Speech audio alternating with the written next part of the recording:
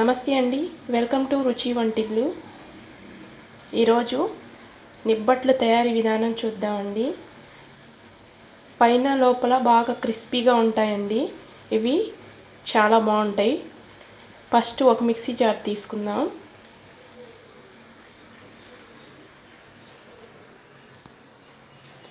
Half cup పల్లీలు వేసుకుంటున్నాను.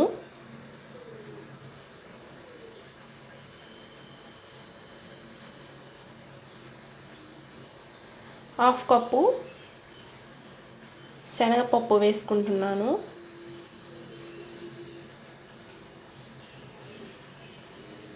ఇవి మెత్తగా పొడి చేసుకోకుండా కోర్స్గా గ్రైండ్ చేయాలండి.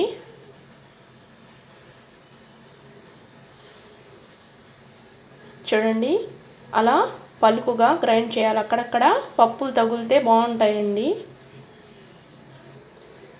ఇలా పట్టుకున్న తర్వాత పక్కన పెట్టేసి వేరొక గిన్నె తీసుకొని మిక్సీ పట్టుకునిందంతా ఆ గిన్నెలోకి వేసుకోవాలి. 1 కప్ బియ్యం పిండి వేస్తున్నాను.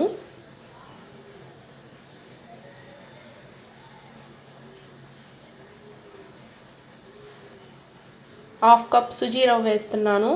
అంటే 4 స్పూన్లు వేసుకుంటే సరిపోతుందండి.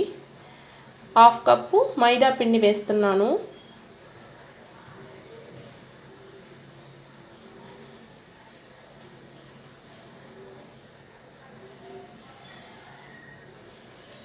జీలకర్ర వేస్తున్నాను.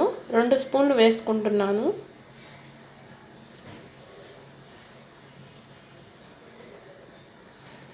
కొద్దిగా నువ్వులు వేస్తున్నాను.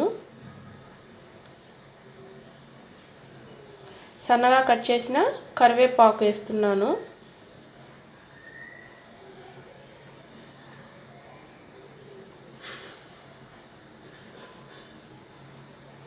కారం వేస్తున్నానండి. ఇది నేను మిక్సీకి పట్టుకున్నాను. మీ దగ్గర అవైలబుల్గా ఉంటే ఆ కారం వేసుకోవచ్చు. నాకు అక్కడక్కడ బాగా కనిపించాలని మిక్సీకి వేసానండి. రుచికి సరిపడినంత ఉప్పు వేస్తున్నాను.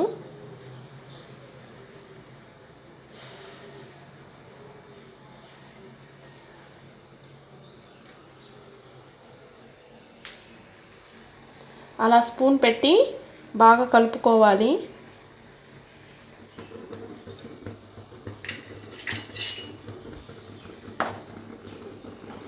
అలా కలుపుకున్న తర్వాత గ్యాస్ వెలిగించి 4 స్పూన్లు ఆయిల్ వేసి వేడి చేసుకోవాలి.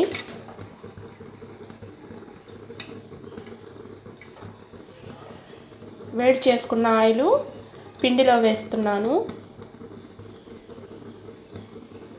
అలా వేసుకొని స్పూన్తో కలుపుకోవాలి. చేయి పెట్టి కలిపితే కాలుతుందండి. ఫస్ట్ స్పూన్తోనే కలుపుకోవాలి.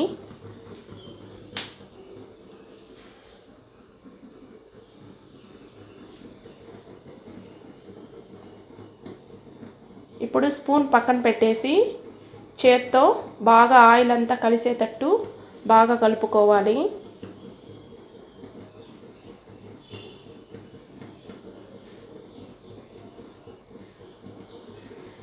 చూడండి, అలా పట్టుకుంటే బైండింగ్ రావాలి.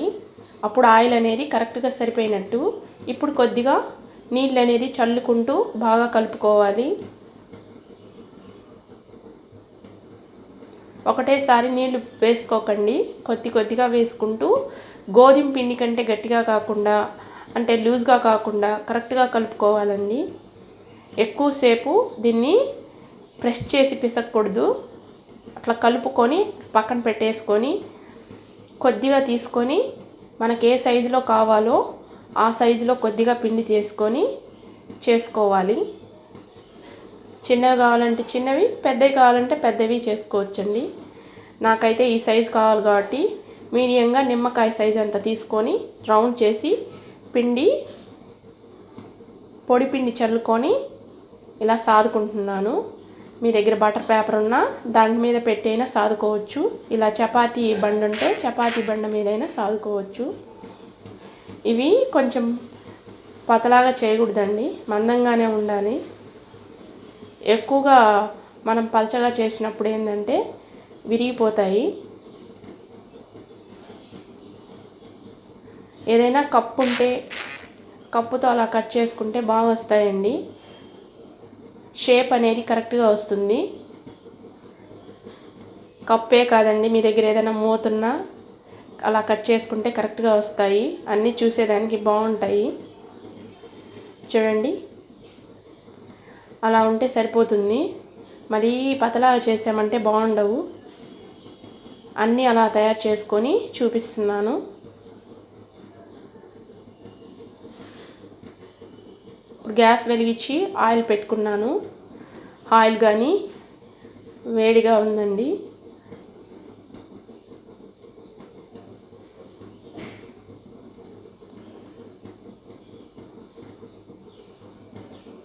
కొద్దిగా పిండి వేసి చూపిస్తున్నాను. చూడండి, వేయంగానే అలా తేలుతుంది కదా. ఇప్పుడు అనేది మంట తగ్గించుకోవాలండి. ఎక్కువ మంట మీద వేయకూడదు. అంటే లోపల సాఫ్ట్గా పైన క్రిస్పీగా రావండి. లోపల దాకా మనకి బాగా వేగాలంటే మంట అనేది మీడియంగా పెట్టుకొని వేయించుకుంటేనే బాగా వేగుతాయండి. అప్పుడు మనకు క్రిస్పీగా వస్తాయి.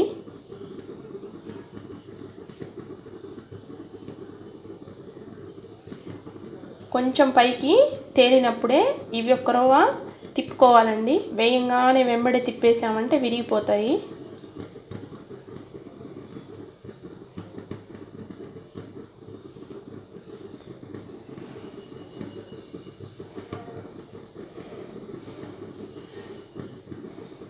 చూడండి, అలా చాలా బాగా కాలుతాయండి. బ్రౌన్గా వచ్చిన తర్వాతే తీసి పక్కన పెట్టుకోవాలి.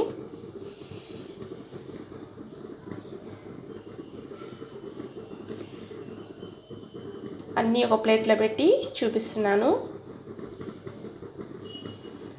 అంతేనండి, వేడివేడిగా ఎంతో ఈజీగా చేసుకునే నిబ్బట్లు ఈజీగా చేసుకోవచ్చు మనము.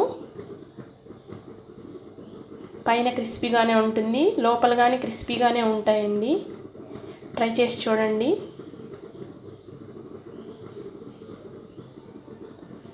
అంతేనండి, నా వీడియో కానీ మీకు నచ్చుంటే సబ్స్క్రైబ్ చేసి షేర్ చేయండి.